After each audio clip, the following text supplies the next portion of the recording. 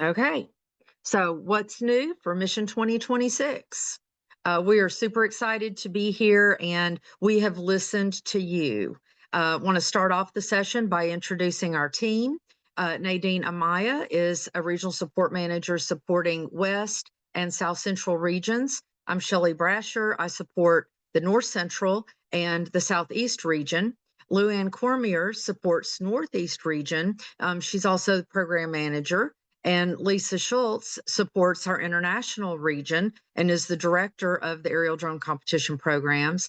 Logan is a pretty new hire, and we're excited to have him. He is a full stack web developer, and he is helping with all of the technology changes and improvements that we're making. And then finally, certainly not least, is Kate Simmons. And Kate is a development manager. Kate's responsible for getting funders for grants and for support so that the REC, the event partners, the coaches, that we can all do all of the great work that we need to do. So first in our trainings, we want to make sure that we give this disclaimer. Nothing is a secret. Let me say that. So everything is in writing, the game manual, the qualifying criteria. We don't make it up and we don't play favorites. But in webinars and settings like this, it is very easy to misspeak. So if there happens to be a typo in a slide, or if someone happens to misspeak and say a rule wrong, this is just asking you, please don't hold it against us in the future. So always want to refer to the written documentation that is available in the library, then the official documents, the game manual, and the qualifying criteria. Those will always be the rule, not what we say necessarily in these sessions. So there's a lot of things new this season. And so I'll give you an overview here, and then we'll go into them in a little bit more depth. So we have brought in our own registration and competition portal. The recfevents.org is really going to be fantastic. And we'll talk more about that in just a few minutes. Autonomous flight skills mission format has changed. The piloting skills mission number of matches has changed. And I know that some of our scorekeepers are going to be really excited about that because the 5 minute was confusing to a lot of us. The PVC perimeter layout, we're breaking the game. Who says it has to be a square? Well, let's see what happens when it's not a square. Double qualifications at an event now include judged awards. We want to make sure that our judged awards get the attention that they deserve in terms of helping students who work hard on those to advance. How are we calculating global skills? That's new this year. The REC Foundation now has an aerial drone forum. And so you all can create channels and talk with each other, building this community, but you're also able to post official questions for the game design committee and get official question and answers located in the forum for all to see.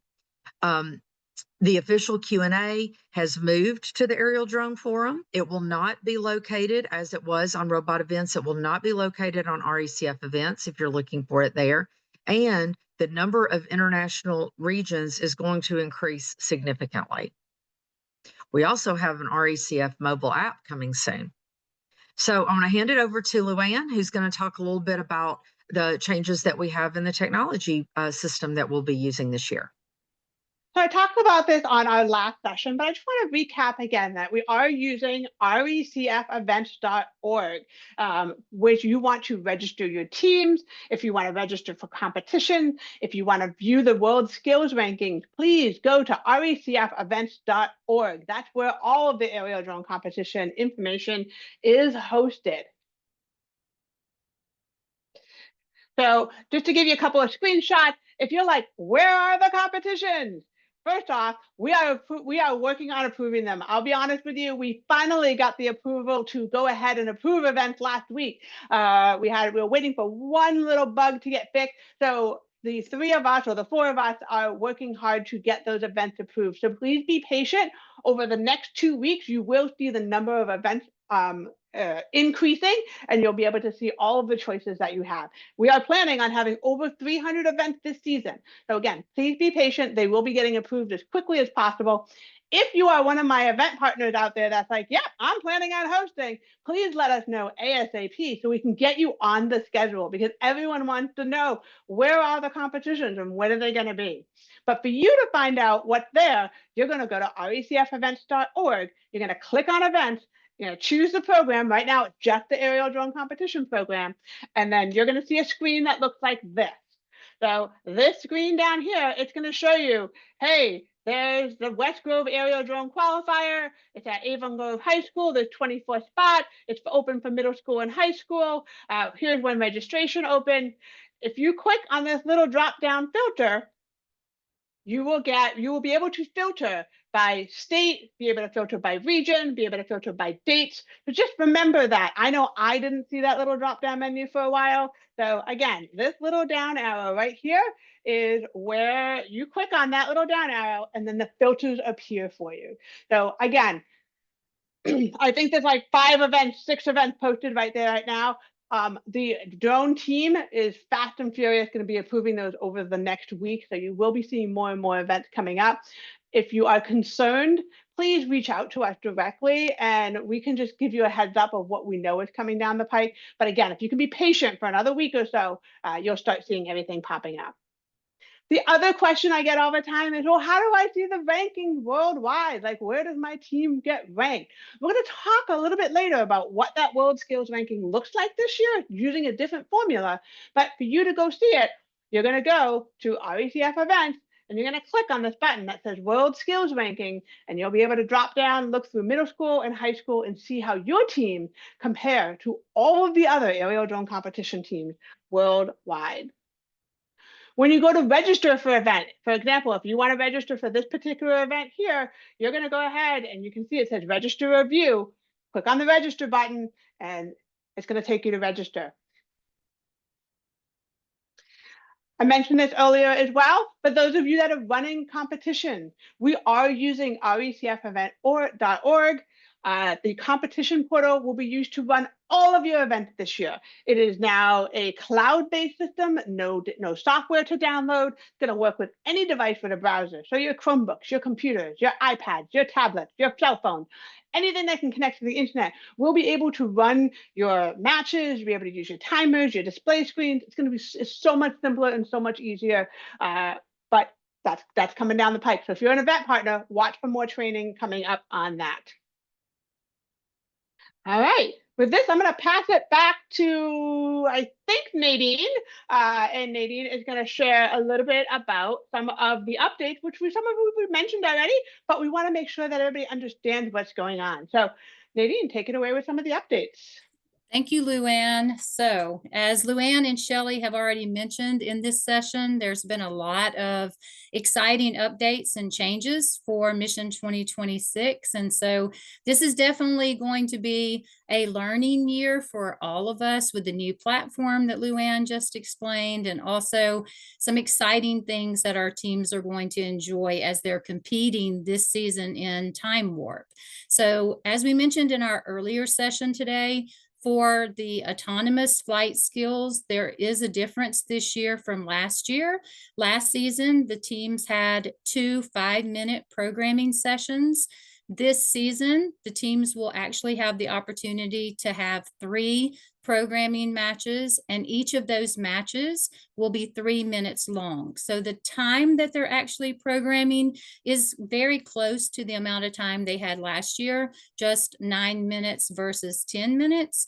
But we believe that students are going to be really excited about having multiple opportunities at the programming, at the autonomous field.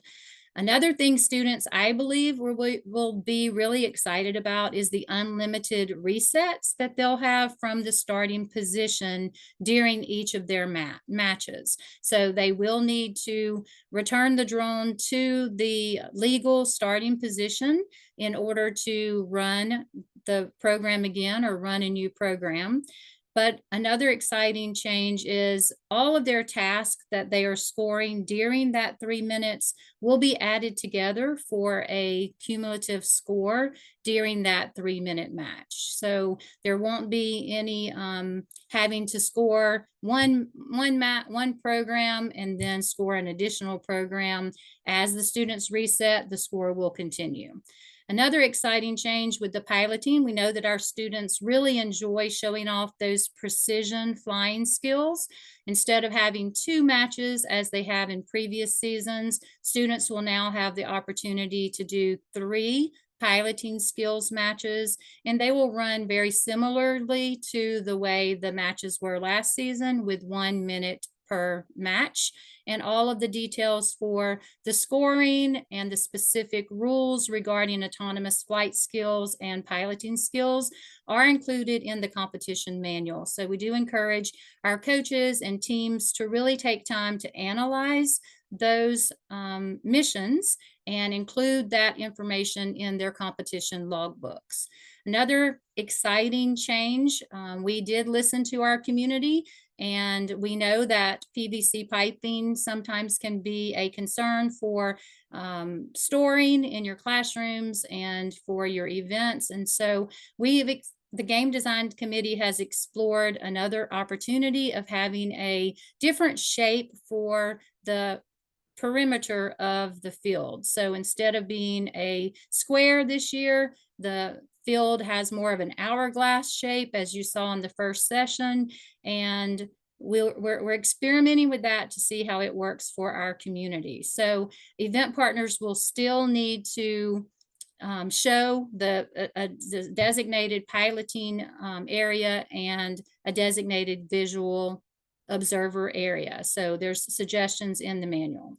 For the autonomous flight skills mission, again, it's a 3-minute match this year, and teams are allowed to run the programs as many times as they can within that 3-minute match. The top autonomous flight skills score and the top piloting skills score, like previous seasons, will be the team's skills mission score at that competition, and the team with the highest combined score at that tournament will be the skills mission champion.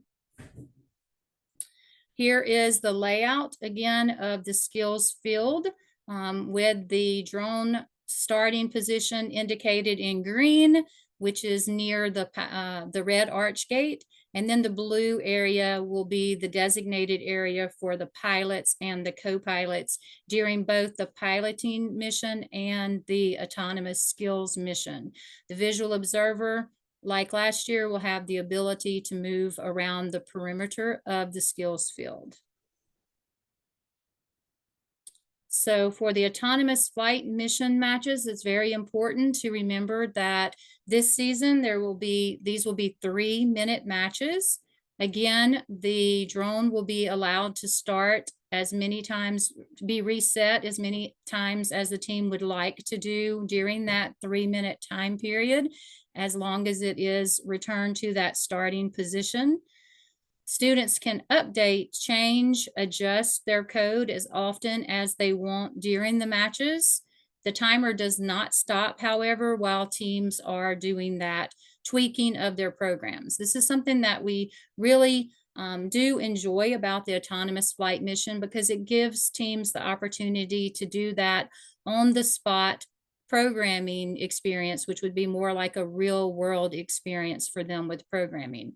Again, with autonomous flight, tasks can be done in any order, and students will need to look at the point value in the competition manual to determine what their strategy will be for programming. Of course, some of them are easier, while others are harder. And this allows programming to be open-ended for our students as well, so that there are opportunities for younger or newer programmers to have success within the competition, while it also provides challenge for our more experienced programmers or student teams that have been with the program longer, because they have the opportunity to program at those higher levels, depending on those point values and their strategy.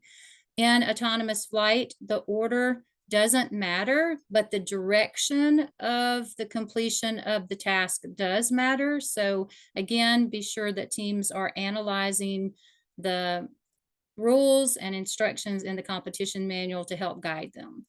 The match score will include all of the tasks completed during that match. And most elements can only be scored twice per match. So again, refer to the competition manual for all of those details and for students to have opportunity to strategize and try out different types of programming techniques. And each color mat can be scored once per match. So we're really excited about those changes. Just a reminder, the resetting of the drone during an autonomous flight skills match is allowed as many times as the team would like to do that, as long as the time of the match allows them to do so. Upon handling the drone, they must bring it back to the starting position. And while the drone is being returned to the starting position, flight team members are allowed to make necessary repairs. They can replace batteries. They can modify or update their programming code. But once the reset is complete, the coder may restart the drone as outlined in rule number 8 and rule number 9 of the autonomous mission. Teams need to exercise caution when they're getting their drone because the timer does not stop. So they do need to be aware of the time at the field. It is their responsibility to keep their eye on the time and to make those reset decisions. Okay, so now we'll take a look at the piloting skills mission. As a quick reminder from the first session, this season teams will be allowed to have 3 60-second piloting skills matches. Students will be following a set flight path for the piloting skills, so they will need to pay attention to the phases of the piloting skills match. So we have 3 specific phases that we're excited to share with our community so that students will complete phase 1 and then be able to move forward to phase 2 and then to phase 3. So they need to be followed in the path that's outlined in the manual, and each phase needs to be completed in the correct sequence as well. I'm not sure if the next slide, yes, the next slide, this slide shows how students can choose to repeat the flight pattern. So if they want to repeat the flight, they will need to fly over the blue and the red arch gate in the order that's shown in the diagram in the competition manual. And then they will start with phase 1 and complete the phases again in order as many times as they can complete the phases. New for Mission 2026, we're really excited about the double qualification process that we have changed. This time there's going to be an emphasis on the importance of the awards that are won at the competition. So if a team earns multiple qualifying awards at a local qualifying tournament, instead of going directly to the skills rankings to fill that additional spot, this season, the qualification spot would be passed down to the next team based on the award list. So we have outlined in the qualifying criteria document the order of importance of the awards in the double qualification process. So the award priority is shown here on this slide. So if a team double qualifies, it would start with the skills mission champion would be the next team in line. If that team has already double qualified or qualified at that tournament, it would continue down this list until the correct team would be identified. And this will be identified through the RACF competition portal. So the event partners will not have to do anything to assign that double double qualification spot, it will automatically happen. So on the next slide, I was going to ask Luann if she could explain a little bit about this new flow chart that we have added to the qualifying criteria so that our community can fully understand how the system works behind the scenes. Yeah, absolutely. So for those that are new on the call, I'm realizing there's a slide in there we probably could have put in to help you, is that every competition that's a qualifying event earns so many spots. So a competition might earn 3 spots and might earn 5 spots.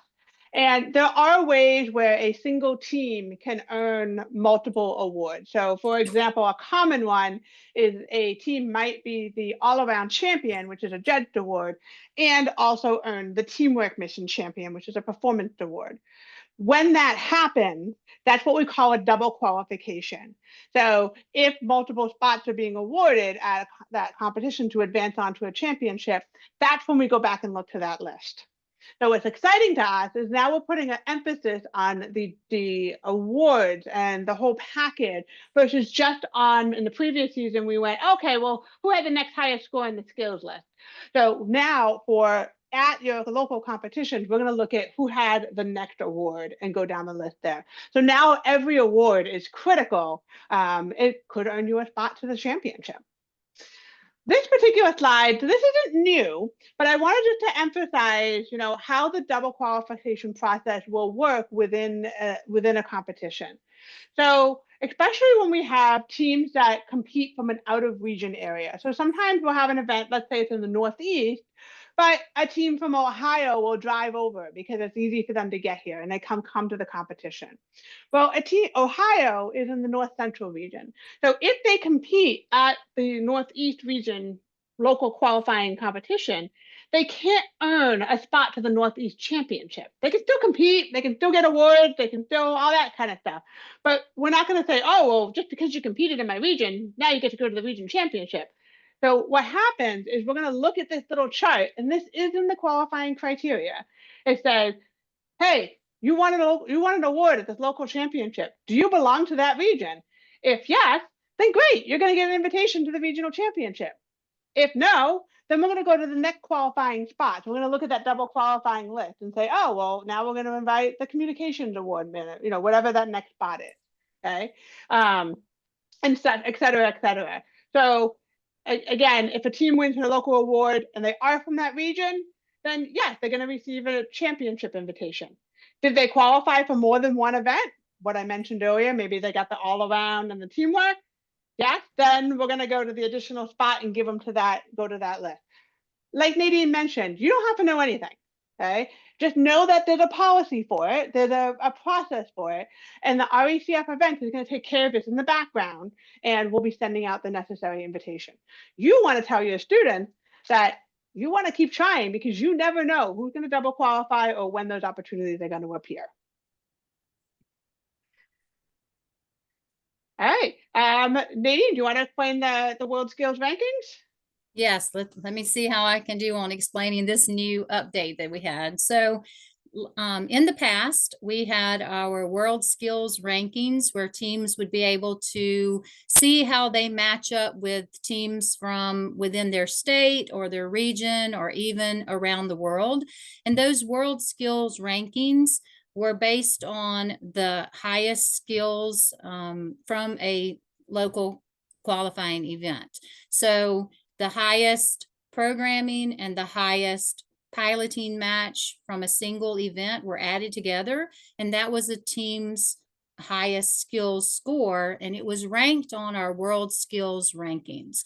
So as we were listening to our community and trying to determine ways for all of the missions to be showcased and the teams to be ranked accordingly, we had the idea of changing the World Skills Rankings so that it would also include the performance and the teamwork mission. So we're really excited to see how students enjoy this new update to the World Skills Ranking. So the way that it will work is each team's World Skills Ranking is going to be the composite of 3 different components, but they're all from the same tournament. So it would take their top autonomous flight skills match, score, their top piloting skills match score, and then it would average, we're going to have the average of the top 4 teamwork qualifying matches. So all of those combined together will make up the team's world skills ranking score. And so teams will be able to find in RACF events how their performance, not only in the skills mission, but also considering how they did in their teamwork qualifying matches, as a good overview of their performance in the competition. So this is something that we're really excited about, being able to see how teams actually rank based on their performances in the aerial drone competition. Also, as our community is continuing to grow, we are really expecting a tremendous amount of growth this season, with the 4 of us working as regional support managers to help support all of our coaches and event partners in states all across the US, as well as the US territories, and now even more international teams. We really hope that the Drone Forum will be a place where all of you will be able to build community and be able to share ideas and ask questions. And so we would love for all of you to create an account at aerialdroneforum.org and begin those conversations and make those connections to support one another within your regions and learn from one another. Of course, we are always here to support you, but this is really exciting for us to have the Drone Forum more in the front and center for you to be able to help grow the community. Along with that, anytime you have any specific game rule questions that you have not been able to find an answer for within the competition manual or any of our online resources, we do have the Q&A built into the Drone Forum, and our game design committee will respond to those questions. So as Luann mentioned in an earlier session, we encourage the teams and the coaches to really analyze and review the competition manual and the rules carefully before posting a question. If it's something that is clearly defined within the manual, we hope that you'll be able to find what you need in those materials. But if you cannot find an answer to your question, please post it in the Q&A so that all coaches and event partners, referees will be able to see the same information, and it becomes a part of the official rulings and part of what is expected at a competition. So in addition to going along with growing our community, under the leadership of Lisa, we have seen an increase in interest in the aerial drone competition in many more countries, and we are looking to expand into additional countries this season. So for last season, we did have Greece, Kuwait, and Mexico participating in the aerial drone competition, and their scores were also a part of our world skills rankings. This year, we're looking to increase the number of regions, and I know that the map is not really, really clear, but we are looking to expand into Latin America with expected teams in Mexico and Bolivia. In Europe, we're looking to continue the teams in Greece, and we're adding Cyprus, Turkey, Lithuania, Hungary, and the Netherlands. Then in the region that we'll call the Arabian Peninsula, we're looking to add Kuwait, the UAE, and Saudi Arabia. For the Africa region, we're looking for teams to be joining us in Kenya. In East Asia, teams are expected in Japan, South Korea, and Taiwan. And for Oceania, we have Australia and New Zealand looking to join the aerial drone competition. So this is really exciting to us to be expanding globally within our program. And I'm not sure if I mentioned earlier, but we do also have Canada participating within the US competitions as well. And we had 3 territories, US territories that were competing last season. So we're expecting those to continue to grow as well. So again, this is a sample of what the Q&A will look like. When you go to the official Q&A, you'll be able to post your questions here. And then when the Game Design Committee has an opportunity to review it, an official answer will be posted in the official Q&A. There is a QR code here if you would like to scan the QR code so that you can get started using the forum and using the Q&A. So remember, part of our communications mission is the competition logbook, and within that competition and that mission, teams are encouraged to analyze all of the missions. And so when they take time to review the competition logbook, if there are still unclear questions, please help them by posting them in the official Q&A. And so that concludes this first session. Coming up next, we will have Shelley presenting a judging webinar for you, and then you can see what we have listed for the following 2 days for the summit. So we hope that you'll be able to join us for some additional sessions, and I will check with Luann and Shelley to see if there were any particular questions in the Q&A that we may want to address for this session before we stop our recording. I'm going to go ahead and stop the recording for now, and then we will, we have a little bit of time before our next session, so we can Okay. dive into some questions. Yeah. Okay. So